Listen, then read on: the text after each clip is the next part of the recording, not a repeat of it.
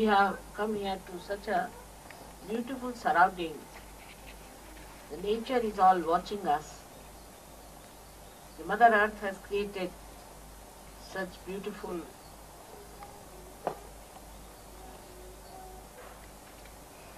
scenes for us to see. Somebody has to translate this in Spanish.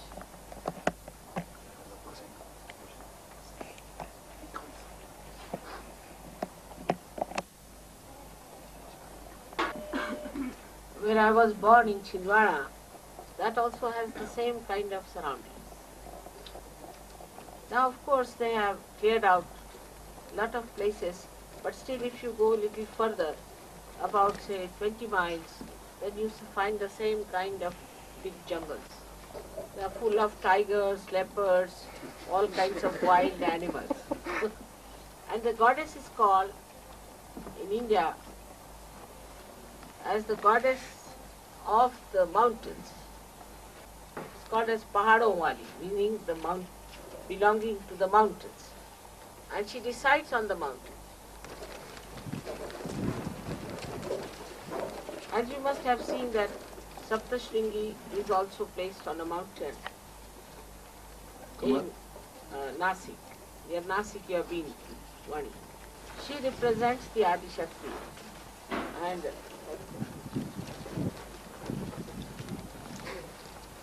And she represents the half matra of the Om. Like 3.5 matras are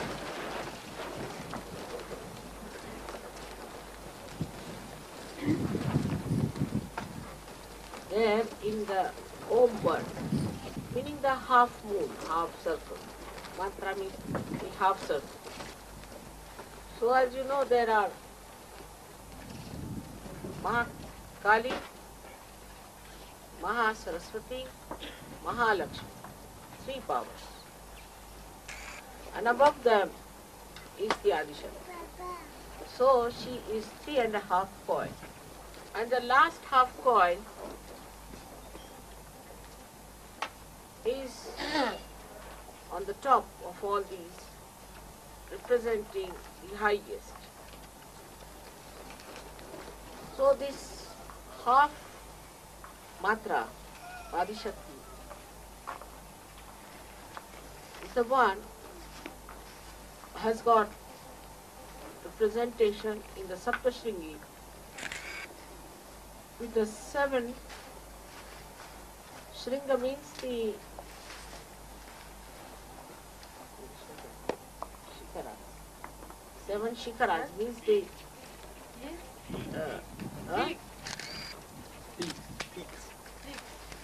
peaks.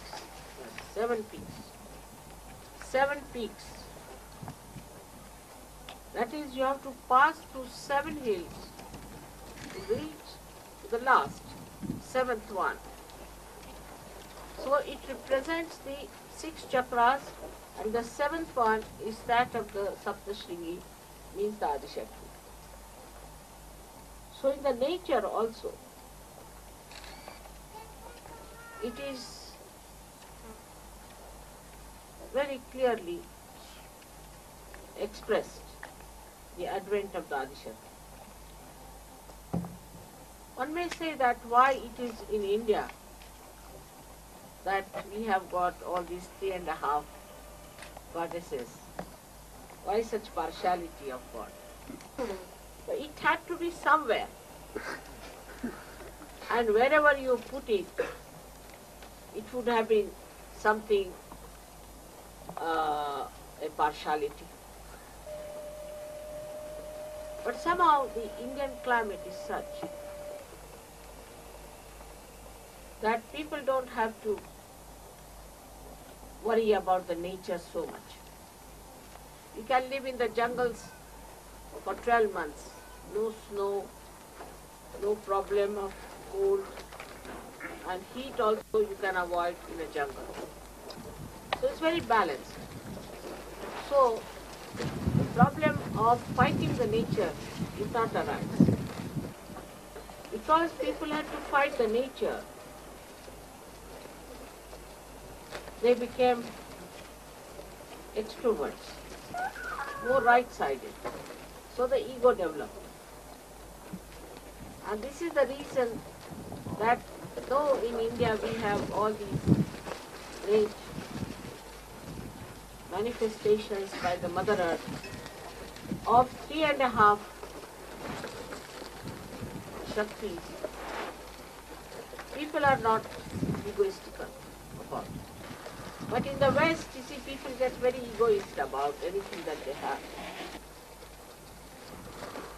It's a crime in India to be an egoist.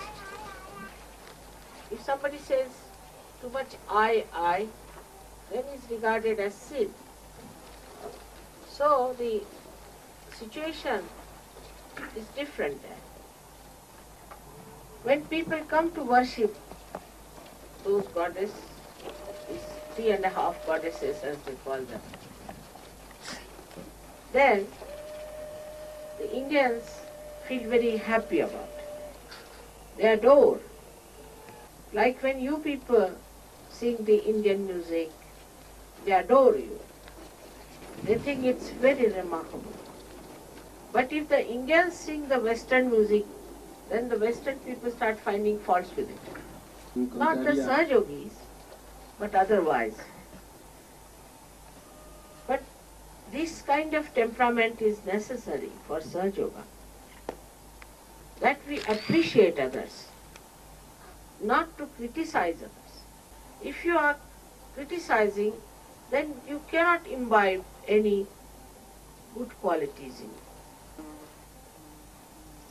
But to appreciate others also comes through good tradition. In Sahaja we have to develop good tradition. We have our Sahaj culture with us, where I would not say that Indians are perfectly all right. They have all the defects of the left side. And they have to improve a lot. And they have to learn from you. In the same way, you have to learn from them. As they have to appreciate you, you have to appreciate them. Now if there's a poet who will sit here, he'll watch the beautiful things, what God has given, and he'll sing the praise of God. But if there is a modern poet, then he will curse God. His mind will find out some fault somewhere. Modern mind is very good at finding fault.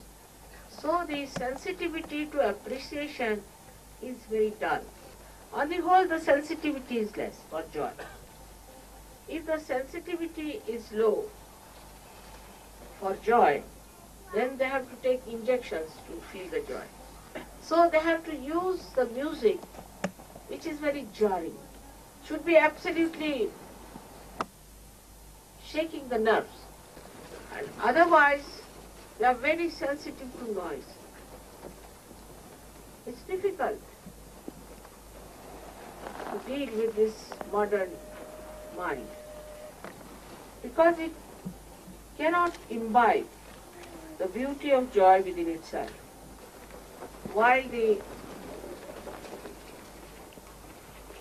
God Almighty is the source of joy.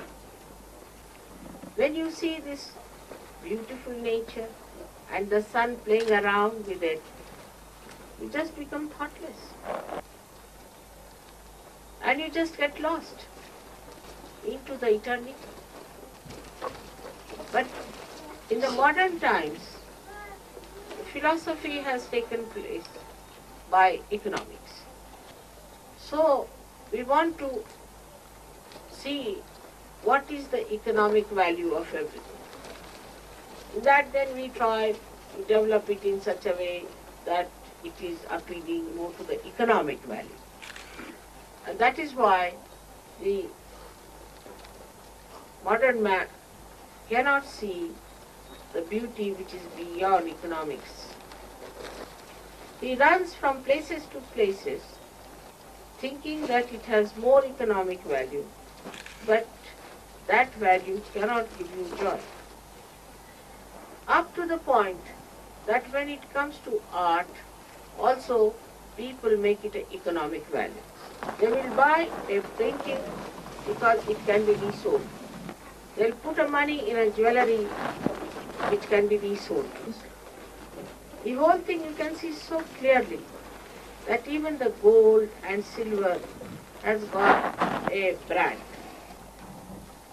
Everything is branded, standardized. So I was surprised that in India every house will have some silver, but here the silver has to be some brand, which only very few can buy. Same with the gems, same with gold, everything is branded. But these are very cunning tricks. By too much advertising and too much conditioning, they can have a name, some stupid name, has no meaning.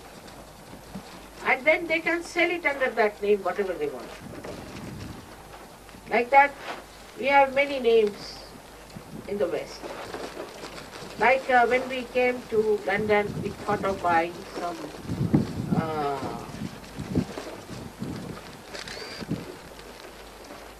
things for the kitchen. And they said Philips is a good name. Horrible it was. All Philip things were, I don't know what sort of an alloy they had used. It was brittle. And it would break like a brick. Brick is difficult, I would say. It would break like an ordinary biscuit. But the name was so great, Philip. I was doubtful because the vibrations were not good. And we had a horrible servant by that name in my family. But everybody said, what a name, what a name. So we bought. And this is what exactly these false gurus are doing. They take big names, difficult ones. Nombres difíciles. Now what does that mean? Chit is the attention. Vilas is the luxurious enjoyment. Luxurious enjoyment. And the joy is the essence of that enjoyment is the joy. So it means the one who enjoys the joy of the luxurious joy of the attention. Quiere decir, la persona que goza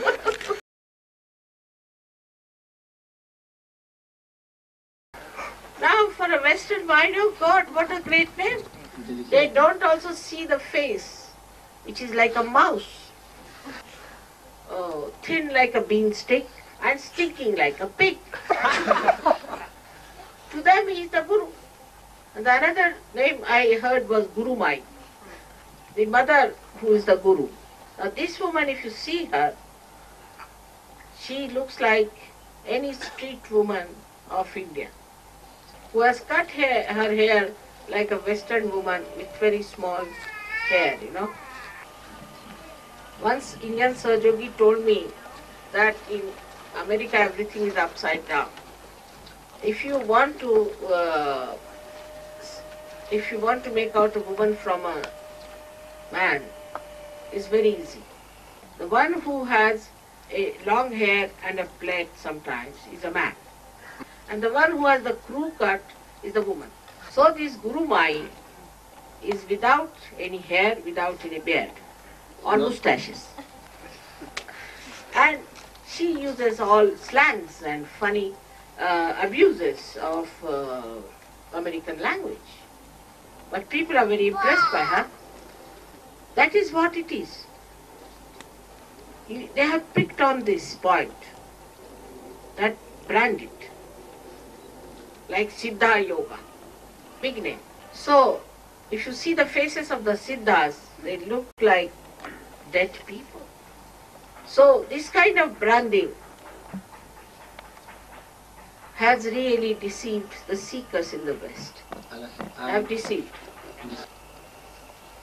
And this deception has gone too far. because it has also economic value. Like in Boston, they asked me, how many Rolls Royces you have? Now, you have to face these people who have all upside down ideas about the Guru and about divinity. In the modern life, everything is man-made. In the same way, in spiritual life, they are all self-made. And they talk like this, where I have another life, that I'm going to the most expensive Guru these days. And there's a Guru shopping going on.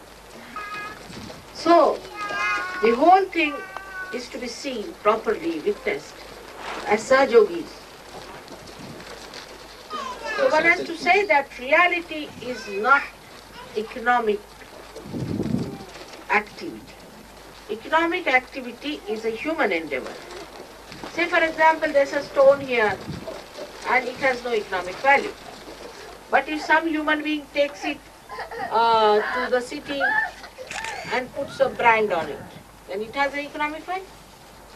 So the truth cannot be sold and you cannot pay for truth. This point has to be nailed down into the minds of the seekers, is to be brought round to their heads, that you cannot purchase your Guru and you cannot pay for your self-realization.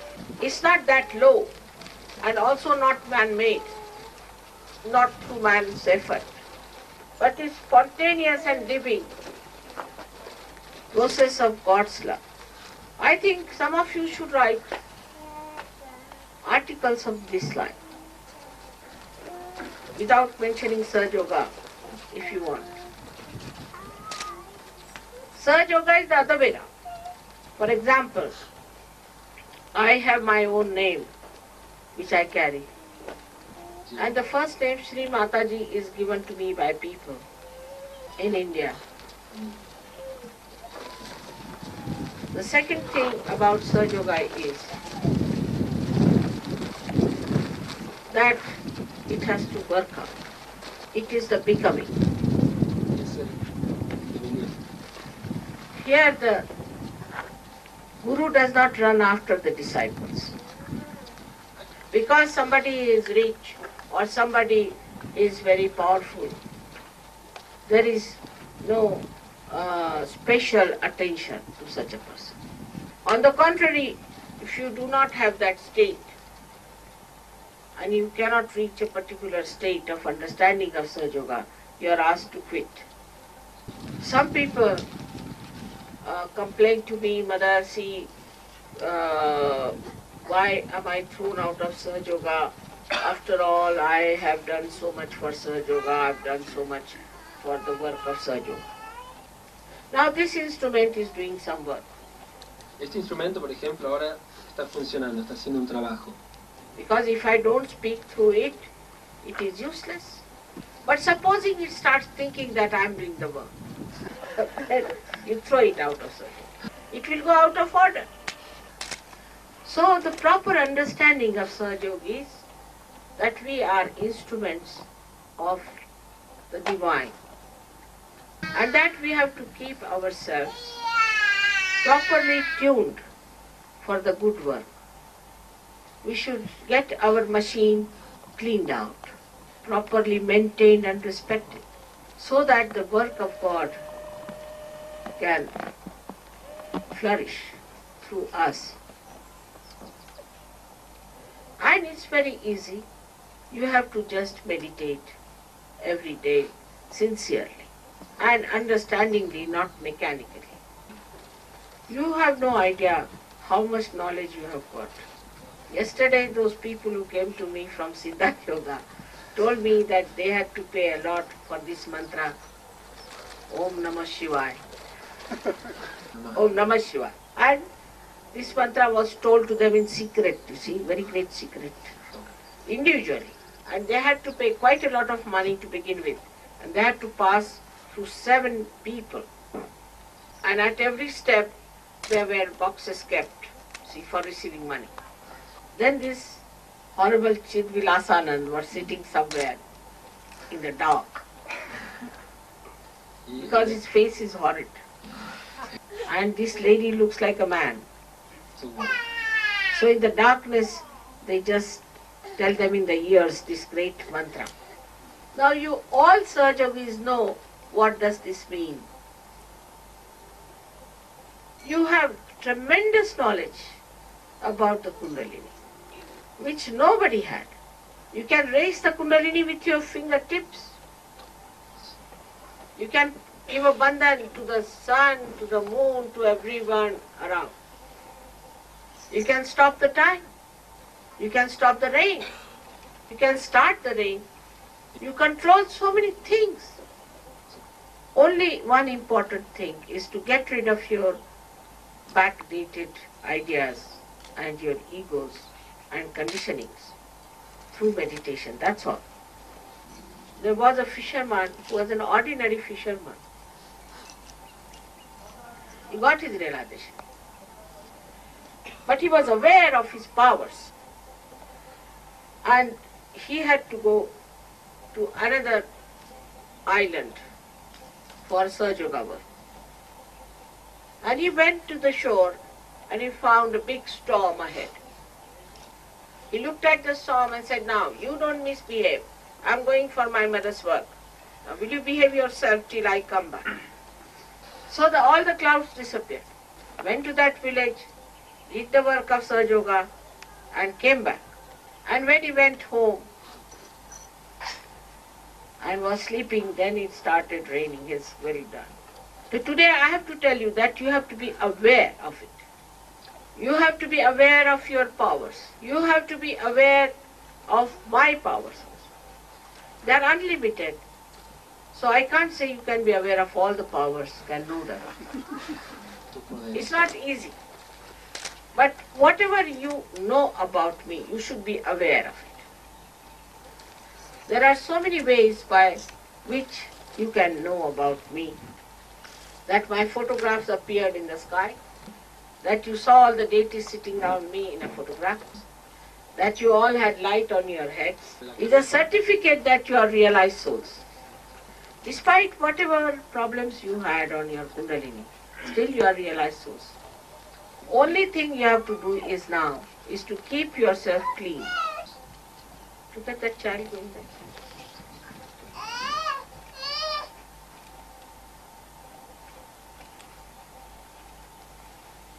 So, mainly your attention has to be alright. Attention has to be concentrated upon your spirit. Then you become the best instrument. Your attention very powerful. It's not nothing outside. Like you may think that if you develop a big beard and a moustache and long hair and sit down like Guru Nanaka, you don't become Guru Nanak. It is not outside. It's the inside state. The inside state has to be perfected. I know I am Mahamaya, but you are very lucky people, because I always remind you I am Mahamaya first of all. And the another point is that you have somebody with you to tell you and guide you, which none of the saints had, none of the incarnations had, none of the prophets had. So please make full advantage. Have full advantage of being my children and bringing more and more seekers to Sahaja. So today I would like you to have the awareness of your powers. You are sitting on top of a mountain and you are sitting on top of the evolution. In knowledge you are the greatest yogis. In power you are the greatest yogis. You can become the greatest saints in righteousness and in dharma. Where you lack is the dedication and devotion, the pure desire. Like these yogis used to go in the jungles, live there with wild animals, and used to practice meditation to achieve self-realization. Years after years, lives after lives, because they had the pure desire so strong within them. But in Sahaja you move one step and you get blessings. Another step you get another blessings. It's nothing but blessings all the time. You are blessed every moment. But sometimes also must know, because of Mahamaya character of your mother, these blessings are temptations. So be aware of it and try to keep with humility yourself in the center. It's like ego, you see, with the slightest air, you go up. And like these balloons, any fashion comes in, we all move in the same direction, anywhere it can take. But thank God there is a string which is tied. So we have to be solid pillars of surgery, creating the roof for all the seekers of the world, for the emancipation of humanity. Of course, pujas, you know that you go deep. You go very deep into pujas. You touch very great depths. But that is my doing. What is your doing is to keep up that depth. Keep up the enjoyment of that doing. May God bless you.